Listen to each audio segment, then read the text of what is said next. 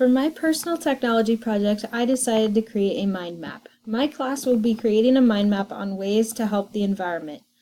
Some main ideas that they may come up with is making your home more eco-friendly, supporting conservation, and being a registered voter and supporting conservation laws.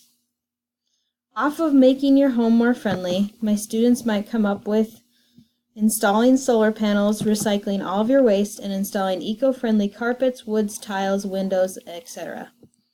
Under this category, I've attached a YouTube video of a lady telling my students how they can personally change their home to be more eco-friendly.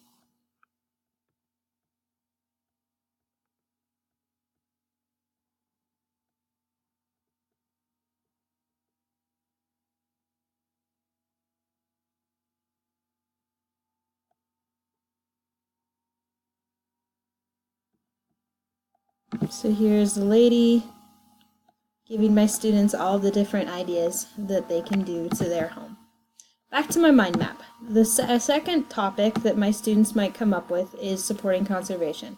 For this, they could regularly donate money to conservation organizations or groups, help clean up their local parks or beaches, or go to their local zoos or aquariums.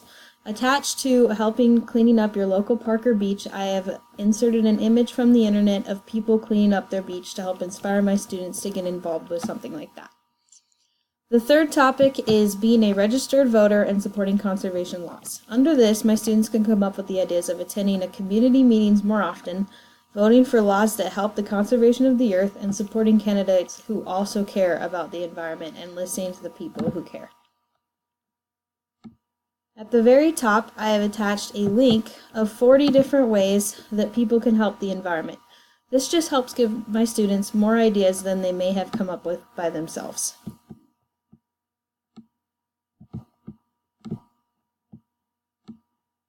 At the front of my mind map, I've left a comment on how I think my students have done creating this mind map.